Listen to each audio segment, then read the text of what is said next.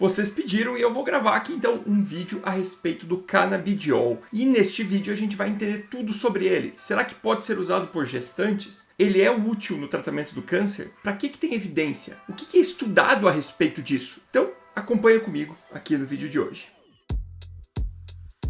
Se você é novo por aqui e não me conhece, meu nome é Gustavo, eu sou médico, sou especialista em cardiologia, clínica médica e doutor em medicina interna. Aqui no canal eu falo de temas relacionados à medicina e às ciências da saúde de uma forma simples e descomplicada. E esse é um daqueles vídeos que tem muita gente aqui que gosta, que eu pego um determinado medicamento e falo tudo sobre ele, pegando o que tem de mais atual na revisão científica, na literatura médica, com confiabilidade. Então, eu estou gravando esse vídeo agora em setembro de 2024, então tudo de mais atualizado que nós temos hoje vai estar aqui, tá bom? Vamos lá então? Primeira coisa que eu preciso trazer para vocês é o que é o tal do canabidiol. A cannabis, a maconha, ela contém dentro dela ali mais de 120 canabinoides, que são outras substâncias ali associadas que vão ter vários efeitos diferentes. Dentro dessas substâncias tem duas principais: o tetraidrocannabinol, que é o THC, e o canabidiol. Vale citar, gente, que existe muita formulação sendo vendida como canabidiol. Se você quer consumir, acha que precisa, procura um médico aí da tua confiança, tá? E procure, obviamente, por formulações que são registradas e validadas na Anvisa, porque senão a gente não sabe nem o que tem lá dentro. Como eu falei, tem mais de 120 canabinoides, tá? E aí, é canabidiol mesmo? Tem THC junto? O que tem dentro disso? Para saber isso, precisa aí da fiscalização da vigilância sanitária, né, da Anvisa, beleza? Vamos continuar aí desenrolando para você aprender bastante sobre isso. Já vai deixando o like. O THC é aquela substância que tem os efeitos, vamos dizer assim, recreativos da maconha. É ele que acaba atuando no sistema nervoso central e trazendo o que na literatura eles chamam de high effect, né? Fica alto. Também é ele que causa, muitas vezes, aquela sensação de bem-estar, causa euforia e causa o potencial de dependência e os potenciais efeitos nocivos aí do uso da maconha. E sim, gente, existem evidências consistentes. Por exemplo, estou colocando aqui na tela essa meta-análise que avaliou o uso da maconha como um todo, com o THC, com risco à saúde. Por exemplo, aumenta o risco de acidentes de trânsito, reduz a capacidade de memória, o cérebro tem um processo de atrofia com o uso crônico e alguns estudos sugerem talvez até um aumento no risco de câncer testicular.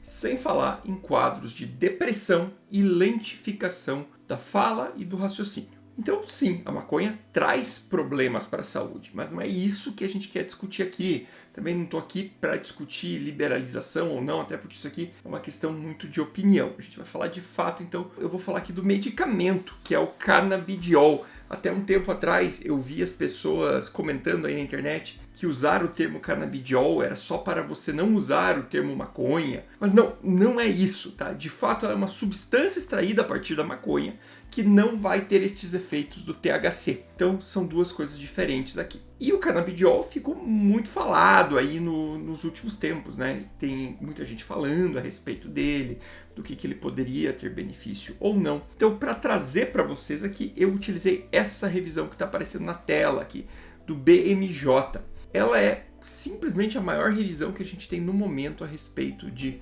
maconha e canabidiol.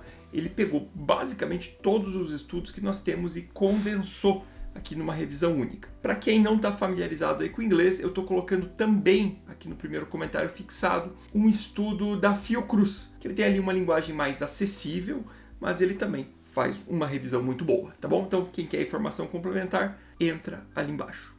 Bom, e vamos começar então com uma das condições mais estudadas para o uso do canabidiol, que é a dor. Recentemente teve um estudo que demonstrou que o canabidiol não foi diferente do que o placebo para o controle da dor da artrite. Porém, já tem vários estudos, tá? Inclusive algumas meta-análises com mais de 3.000 pacientes com placebo controlado sugerindo que sim, que ela pode ter ali um efeito estatisticamente significativo de magnitude moderada em pacientes com dor crônica, tá? Por que eu falo magnitude moderada?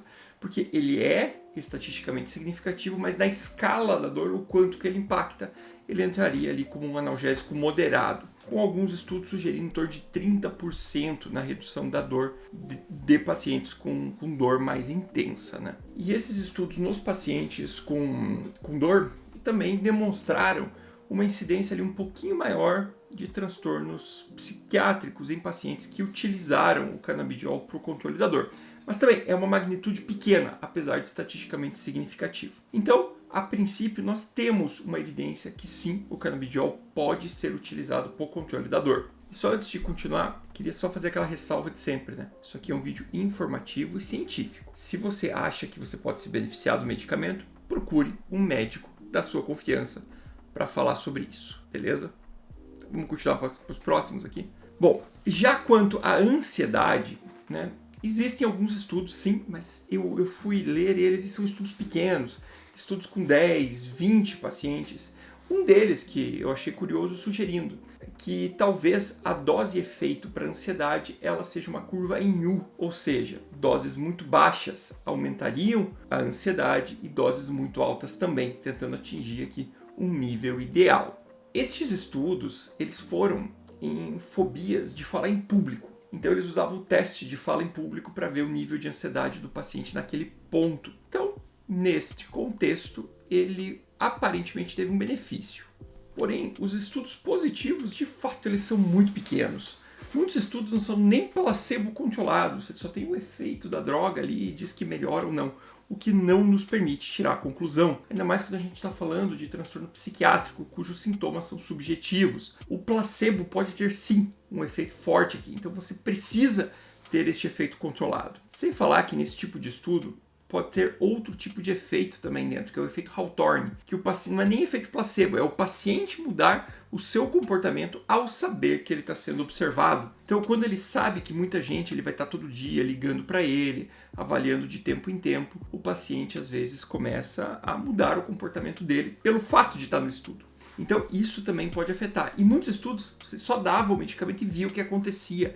Ele não era controlado com o grupo que recebeu placebo para minimizar estes efeitos. Então, não dá para afirmar aí uma eficácia real do medicamento nisso. Só parando aqui o vídeo, só para lembrar vocês de deixar o like, né? Escrever o que vocês acham aqui nos comentários e compartilhar com colegas. Isso é importante para o canal continuar crescendo. Chegamos em 100 mil, hein? E aí, vamos chegar em 200? Ajuda? Pode ser uma meta ousada, mas com a ajuda de vocês a gente consegue. Vamos lá. Vamos voltar pro vídeo.